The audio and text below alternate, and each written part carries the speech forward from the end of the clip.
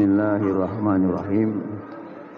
Yang kami muliakan para habaib, para guru-guru, bapak-bapak, ibu-ibu, adik-adik sekalian bahagia. Assalamualaikum warahmatullahi wabarakatuh.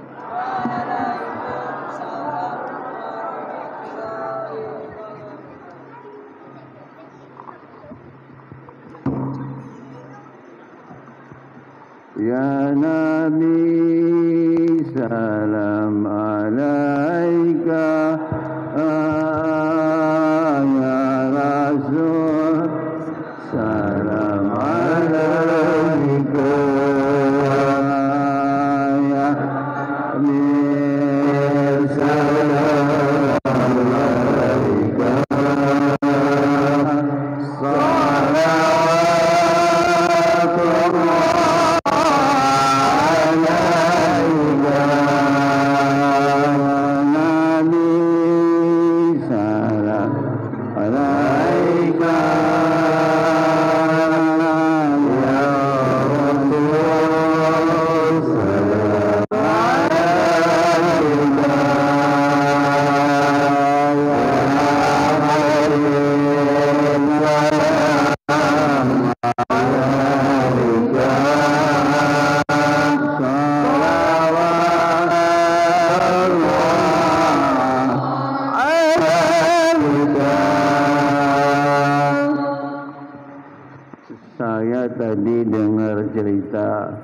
kesetiaan seorang suami kepada istrinya. Betul tak?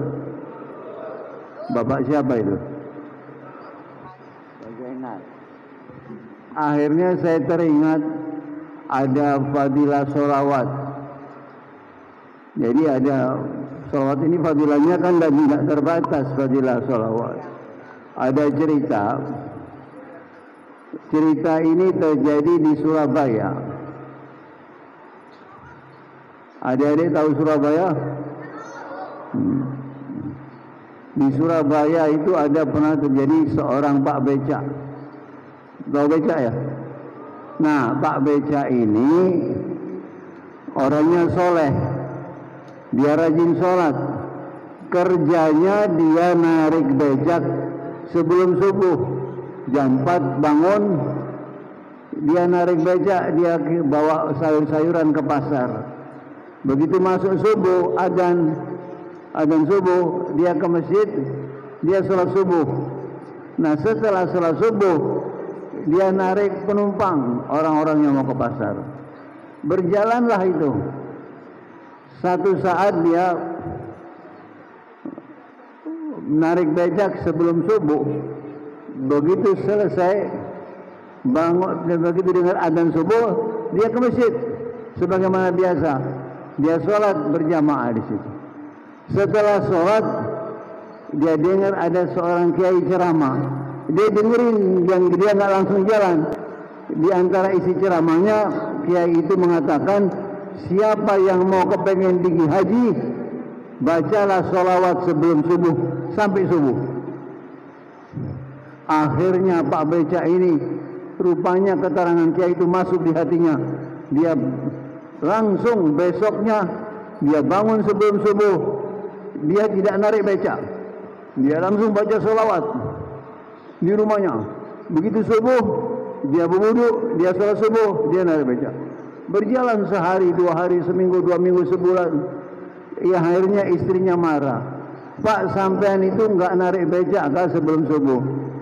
Enggak, aku mau pergi haji katanya. Wah, mau pergi haji. Akhirnya dia narik becak setelah subuh. Jadi kehilangan langganan sebelum subuh. Dia berjalan itu. Jadi kalau sebelum subuh bangun, dia langsung tahajud, dia baca sholawat sampai subuh. Habis subuh dia narik becak. Penumpang yang mau ke pasar kemana. Rupanya satu saat di langganan dia ini kan masih banyak langganan paginya, punya langganan dia penumpang. Satu di antara langganannya seorang janda yang tajir. Tahu janda tajir, janda kaya. Ya kenal dia, kenal baik. Dia bilang si janda tadi itu, Pak, saya mau pergi haji, Pak.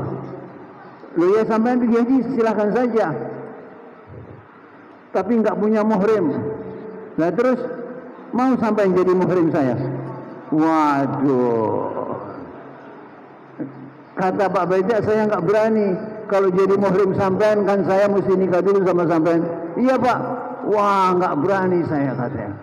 Kalau mau sampean bicara sama istri saya, pergilah Pak, pergilah si janda tajir kaya ini ke istrinya. Ibu, saya minta tolong, ibu kan kenal saya mau pergi haji, saya nggak punya muhrim, bisa nggak pinjem bapaknya? Loh, kok pinjem? Ya Bu, saya tidak ada muhrimnya. Jadi kan mesti nikah Bu. Iya mesti nikah Bu. Dirayu-rayu, akhirnya istri Pak Beca setuju. Begitu setuju, Pak Beca dapat apa? Pergi haji, dapat istri, dapat duit. Masya Allah. Saya pernah di rumah Pak, ada tamu saya, banyak tamu. Saya cerita tentang Pak Beca ini. Begitu tamu pulang, istri keluar. Lain kali jangan cerita begitu, halus ya.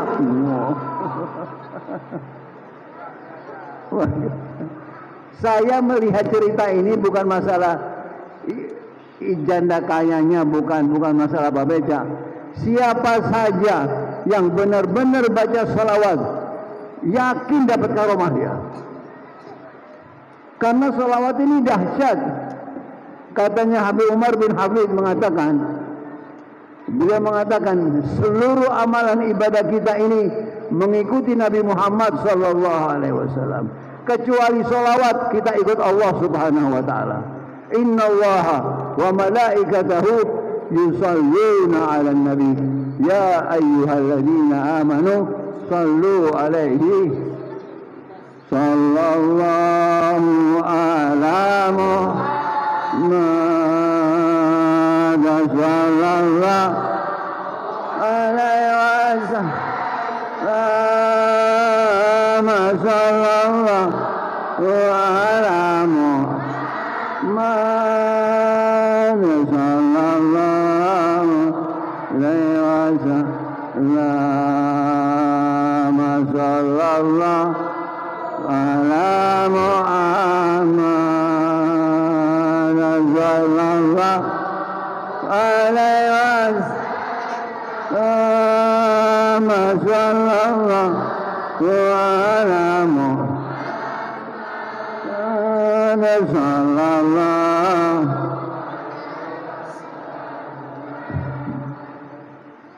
Nabi kita itu orangnya sangat peka, sangat perasa, sangat menjaga perasaan orang lain.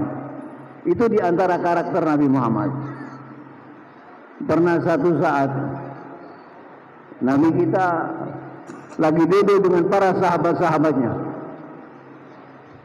Datang seorang membawa semangkok itu anggur. Mungkin kesian dia tidak mampu. Dia datang ke Nabi, "Ya Muhammad, aku ingin kau makan anggur." Nabi terima itu anggur.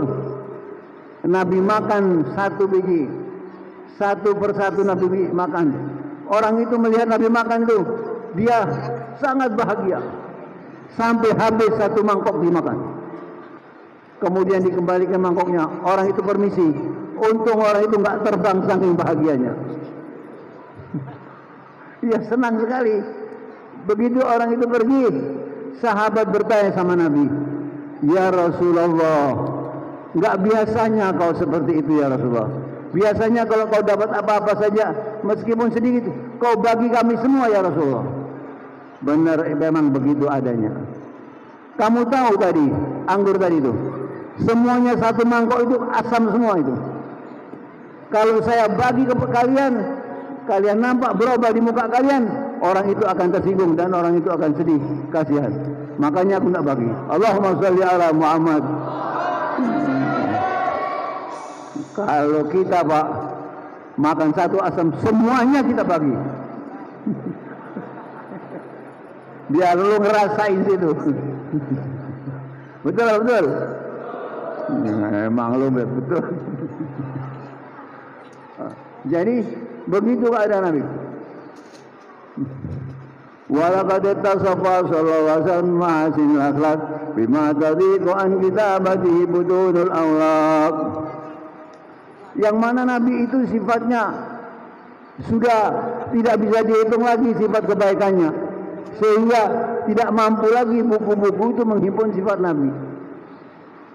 Karena sallallahu ahsanan nasi khalqan wa khuluqa. Nabi itu dulu, Nabi itu akhlaknya sebaik-baik manusia, rupa dan akhlaknya. Ya kan? Orangnya cakep, akhlaknya cakep. Amin ya robbal. Iya. Enggak dibilang amin, ngantuk lu. Ngantuk enggak? Tahu obatnya ngantuk, tahu apa? Enggak tahu. Tempelin obatnya ngantuk.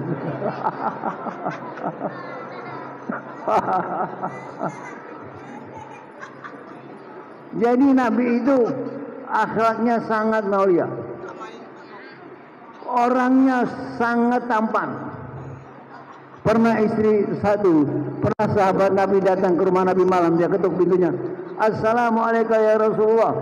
Waktu Nabi buka pintunya, orang itu melihat Nabi dan dia melihat ada bulan purnama, dia langsung bersumpah, demi Allah, kau lebih cakep daripada bulan itu. Allahumma sholli ala Muhammad. Pernah satu saat Nabi pulang siang ke rumah Siti Aisyah. Begitu Nabi masuk, istrinya tercengang, terheran-heran melihat Nabi.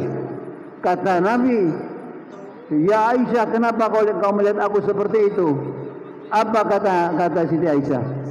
Hai suamiku, aku melihat butir-butir keringatmu menyala seperti berlian. Allahumma sholli ala Muhammad.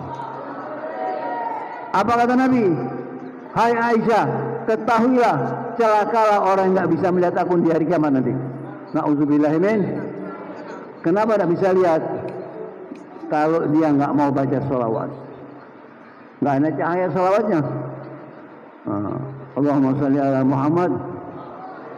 Kalau kita bagaimana mau seperti berlian keringat kita, ya nggak? Udah keringat basah kena debunya kayak gitu, jadi dop warnanya. Betul aja. Pernah satu saat Nabi terjaga dari tidurnya karena dia lihat istrinya lagi menghimpun keringat Nabi. Kata Nabi, kamu ngapain kamu buat seperti itu? Tidak wahai suamiku, aku himpun keringatmu, aku buat parfum. Jadi keringat Nabi itu wangi, ya kan? Kita bagaimana wangi? Makan terasi, makan macam-macam kita.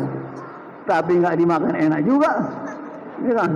Alhamdulillah. Udah makan terasi nggak mandi 3 hari lagi, habis itu. Jadi Nabi memang manusia nomor 1. Akhlaknya nomor 1. Ahsan nasi khalqan wa khuluqa. Nabi itu memang orang nomor 1. Nggak ada yang bisa bantah itu. Saya kasih contoh ya, Nabi nomor 1 ini. Saya kasih contoh.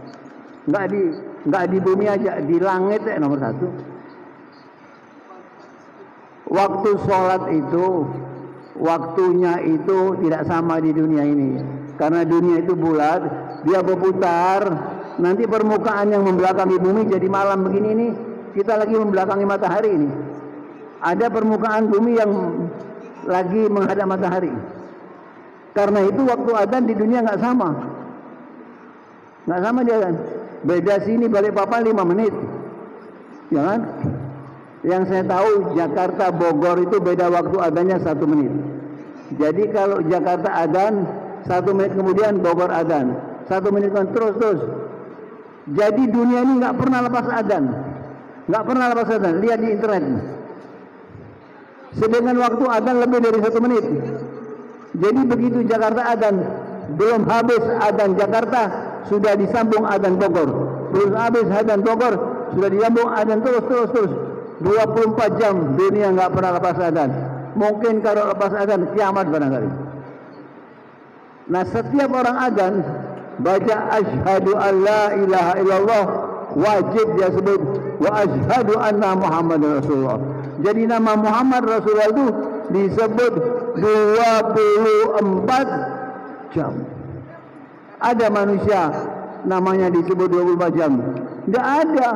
Presiden mana, raja mana namanya disebut 24 jam? Tidak ada. Paling waktu warta berita. Setelah warta berita, goodbye my love. Iya kan? Nah, itu dari sisi waktu. Dari sisi jumlah penyebutan namanya, Nabi Muhammad itu setiap hari berapa namanya disebut setiap hari? Umat Islam di Indonesia jumlahnya kurang lebih 240 juta mungkin. Alhamdulillah mayoritas sholat. Buktinya kalau sholat Jumat dari Sabang sampai Merauke ramai orang sholat. Cuman kelemahan kita itu sholat di masjidnya kurang. Nah, setiap orang sholat, setiap muslim di Indonesia, anggap yang sholat kurang lebih 150 juta. Setiap orang sholat duhur, setiap orang tasyahud awal dia sebut asyhadu an la ilaha illallah wa asyhadu anna Muhammadar Rasulullah. Tasyahud yang asani, yang kedua asyhadu an la ilaha illallah wa asyhadu anna Muhammadar Rasulullah.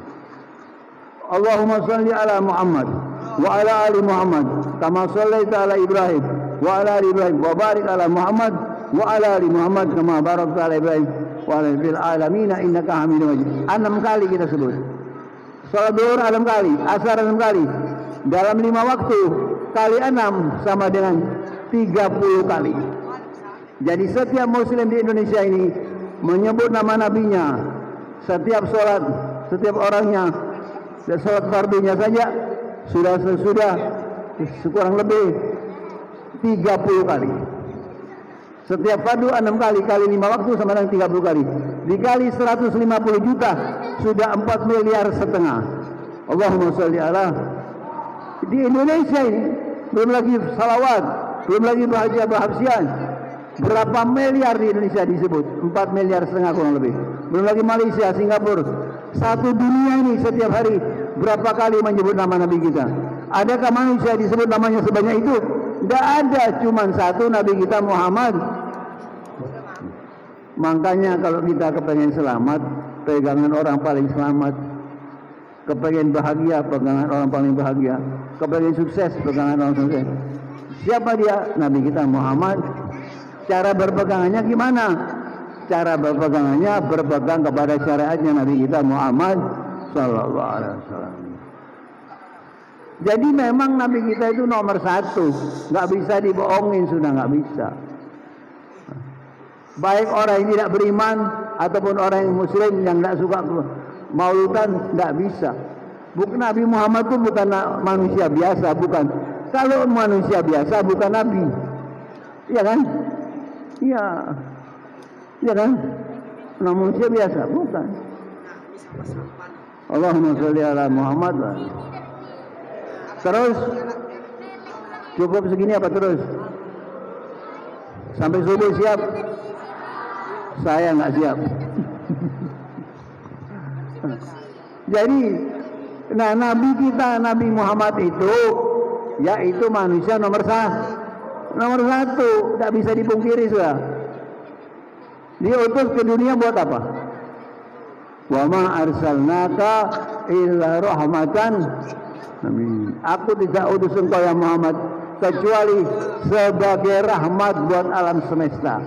Rahmat, ya, rahmat itu luas. Rahmat Allah berbentuk oksigen. Rahmat Allah berbentuk makan minum dan sebagainya. Nah, jadi Nabi diutus sebagai rahmat lil alamin. Saya tidak akan bahas tentang rahmat-rahmat secara menyeluruh, enggak. Artinya saja, arti rahmat itu apa? Arti rahmat itu adalah kehidupan. Tanpa rahmat hidup segan mati tak mau. Ya. Kita pernah dengar orang satu keluarga bersaudara rukun saling silaturahmi. Begitu dapat warisan 3 miliar bubar tuh keluarga. Namanya dapat duit, dapat rahmat Allah Subhanahu wa taala. Rahmat itu kehidupan. Saya kasih contoh, Pak. Ada kehidupan nggak pakai rahmat, ada. Ada kehidupan pakai rahmat. Saya kasih contoh begini. Adik-adik suka film sinetron nggak? Nggak suka. Habib suka lihat film sinetron. Film sinetron itu macam-macam. Ada film sejarah, ada film pengetahuan umum, ada film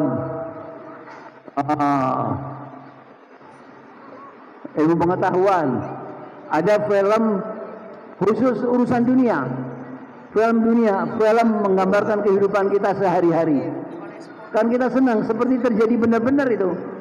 Yang tidak menggambarkan kehidupan kita sehari-hari namanya film kartun, Scooby-Doo, Pink Panther dan lain seterusnya, ya kan?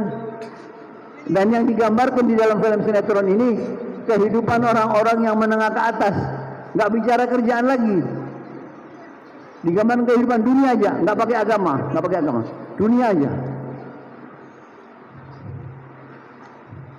Cowoknya ganteng-ganteng, ceweknya cantik-cantik, rumahnya pakai kolam renang, mobilnya baru-baru, bener nggak? Isinya apa? Isinya cuma 2, kalau nggak urusan rumah sakit, urusan kantor polisi, ribut terus. Apa senangnya? Nah itu kehidupan yang tidak pakai rahmat Allah Subhanahu. Ada kehidupan yang pakai rahmat, ada, bisa dilihat sehari-hari. Begitu adzan Allahu Akbar, adzan maghrib, bapak, ibu, anak berwudu di rumahnya, dia ke masjid, sholat di masjid. Setelah sholat maghrib, si anak-anak tadi tertahan di masjid untuk ngaji. Rupanya sebelum isya ada yang pulang, lapar, dia pulang ke rumahnya. Assalamualaikum ayah ibu, dia cium tangan bapak ibunya. Senang nggak orang tuanya? Senang, karena anak tadi itu bawa rahmat Allah Subhanahu wa taala. Jadi seluruh gerak kita, seluruh kegiatan kehidupan kita yang lepas dari syariat Nabi Muhammad, tidak ada rahmat di situ. Nauzubillah min. Sallallahu alam Muhammad sallallahu alaihi wasallam, sallallahu ala Muhammad sallallahu alaihi wasallam. Ya Nabi salam alaika, ya Rasul salam alaika, ya Habib salam alaika, salawatullah alaika. Baik, saya tambahin dikit aja ya, karena waktunya sudah malam ya, dan perut kita sudah bermusik. Saya nggak mau bahas soal deh. Rahmat itu artinya cinta dan kasih sayang. Dan manusia ini tidak bisa hidup tanpa cinta dan kasih sayang, nggak bisa. Kalau bisa juga tidak stabil. Maaf, saya kasih contohnya ekstrim. Sapi itu sapi, tunggu dia lahir. Kalau ada sapi lahir, liatin. Begitu dia jatuh ke bumi, sebentar lagi dia bangun, sebentar dia cari susu mamanya itu. Tapi manusia nggak bisa. Manusia begitu lahir langsung putus 2 makanan yang dia butuhkan. 1, makanan materi, susu ibunya. Kedua, dekapan kasih sayang ibunya. Allahumma sholli ala Muhammad. Jadi manusia ini butuh. Suami butuh disayang istri, istri butuh disayang suami. Kalau nggak butuh namanya gengsi. Ya. Nah, baik. Kalau Rahmat itu kehidupan, dan rahmat itu adalah kasih sayang. Sekarang pertanyaannya, bagaimana caranya dapat rahmat? Caranya dapat rahmat ada dua. Satu, jangan meninggalkan paham yang salah. Paham yang salah itu bunyinya begini: siapa yang sayang sama saya, siapa yang baik sama saya akan lebih baik. Mas, itu kaidah salah. Yang benar itu tanam dulu baru petik buahnya, bayar dulu baru terima barangnya, sayangi dulu baru kamu disayang. Kalau kita disayang, dikasih hadiah, kita tidak buat apa-apa, itu bonus namanya, ya kan? Jadi harus pakai usaha. Begitu caranya. Nabi itu bangun rumah tangganya nggak repot-repot, nggak pakai uang, enggak, pakai cinta dan kasih sayang. Pernah waktu Nabi akan nikah kan sama Siti Khadijah. Siti Khadijah ini perempuan paling cantik di negeri itu, paling kaya sudah. Waktu Nabi akan nikah, saya terima nikahnya Siti Khadijah dengan mahar sekian. Baru Nabi dipertemukan dengan Siti Khadijah di rumah Siti Khadijah, istana. Begitu Siti Khadijah salaman sama Nabi, pertama kali apa kata Siti Khadijah? Al-bait baituk wa ana jariyatuk. Rumah-rumahmu wahai suamiku, dan aku pelayanmu. Masya Allah. Allahumma sholli ala Muhammad. Kita ngomong sama istri kita, ya Mbok, kamu seperti Siti Khadijah, emangnya kamu seperti Nabi? Parah lebar. Tapi insya Allah istri kita seperti Siti Khadijah. Amin. Jadi ada usaha, ya kan? Supaya istri terus sayang sama kita, suami sayang sama istri terus, harus ada usaha. Tidak bisa main gobal-gobalan aja, nggak bisa. Ya kan? Suami pulang kerja, lihat di jalan, oh ada gorengan, wah ini hobi istriku ini. Berhenti, beli 5.000 kah, 10.000 kah, beli, taruh plastik. Apalagi plastiknya hitam, tidak kelihatan. Sampai rumah, assalamualaikum ma. Apa itu pak? Lihat sendiri. Waduh, ini hobiku pak. Makasih pak. Senang nggak istri? Senang. Menurut istri, bukan masalah gorengan aja. Ini suami di luar masih ikat aku. Benar nggak? Nggak tahu suami matanya jelalatan juga di luar. Tapi masih bagus ingat istrinya. Begitu suami masuk ke rumah, masuk dapur, dibuka tudung. Ada kolak kacang hijau, itu. Wah mah, hobiku ini mah. Ya tadi aku ke pasar pak, aku lihat kacang hijau mit bapak, aku begini kacang hijau. Senang nggak? Subhanallah. Nah, itu usaha, pakai usaha. Yang kedua, beribadah kepada Allah, terutama baca salawat kepada Nabi. Banyak-banyak salawat kepada Nabi. Insya Allah kita dapat rahmat Allah. Sallallahu ala Muhammad, sallallahu alaihi wasallam.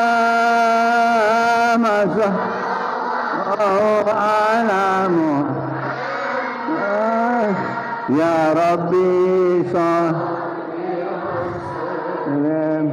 Alhamdulillah, mudah-mudahan dengan berkah peringatan Maulid Nabi ini kita semua dikasih rahmat yang luas oleh Allah. Semua yang terlibat di dalam acara ini diberi keberkahan oleh Allah Subhanahu wa taala.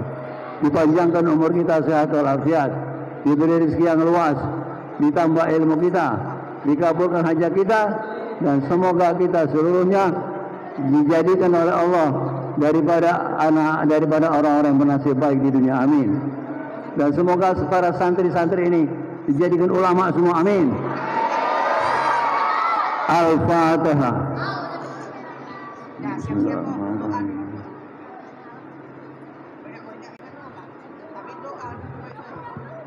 Wassalamualaikum warahmatullahi wabarakatuh.